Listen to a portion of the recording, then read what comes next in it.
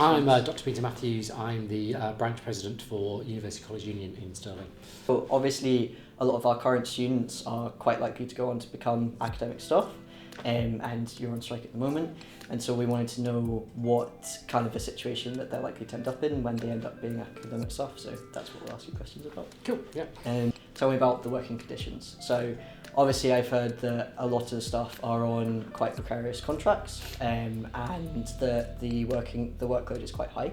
Yeah. So I think across academia in the UK, the use of temporary contracts is a really big problem, and it's kind of a very structural problem down to sort of things that are UK-wide that actually individual universities can't do much about, which is very frustrating. But yeah, on research, many researchers are on sort of 6-month, 12-month contracts, and they don't know what they'll do at the end of those contracts. And then many of your teaching staff as well will be on these temporary contracts, often for 9 months. So that just covers the academic year, so not for a full 12 months. And means they just really can't settle down and make a decent life for themselves. And generally across all staff, it's not just academic staff, we're just seeing increasing working hours where the universities, just because of a lack of funding, just expect more and more out of their staff and just expect us to work far more than our contracted hours.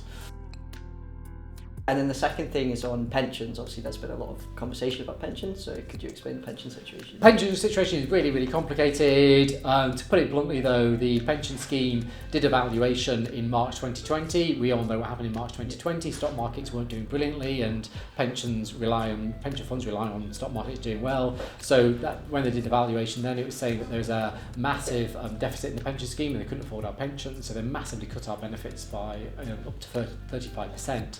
And since then, the economic situation has changed completely. And so now we're basically saying, look, you didn't need to cut our benefits. We told you the valuation should have been done in March 2020, and please restore our benefits.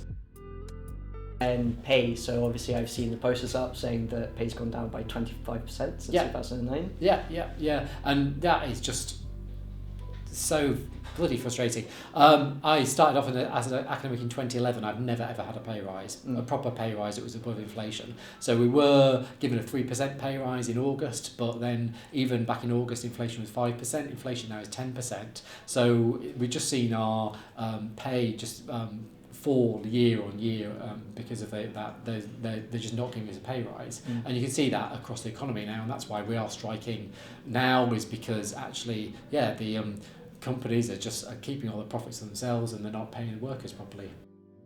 Is there anything that you want the students at Stirling to know during this strike action?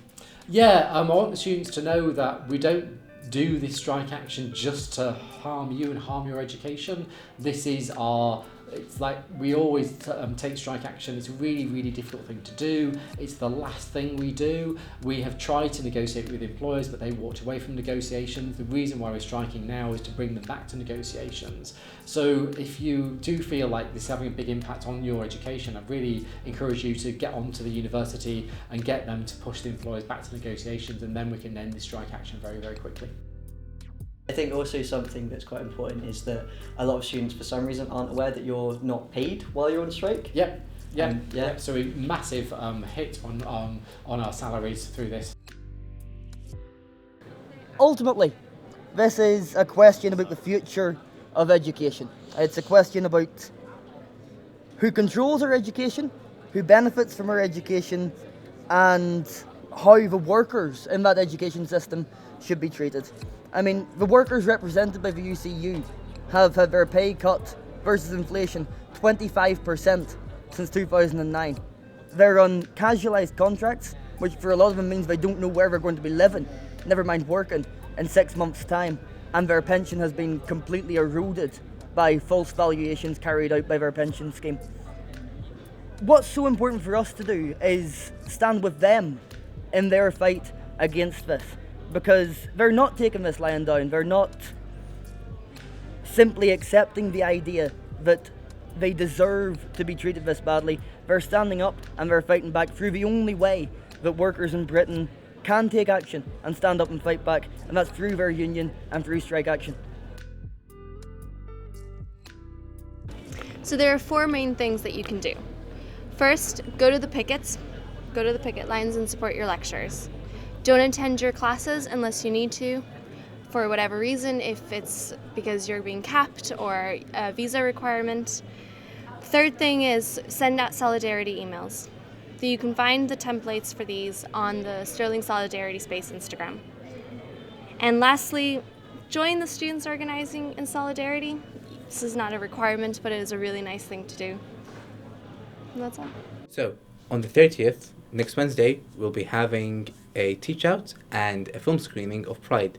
So make sure to come along, check the Stirling Solidarity Space Instagram for the times, and hope to see you there. Bye-bye.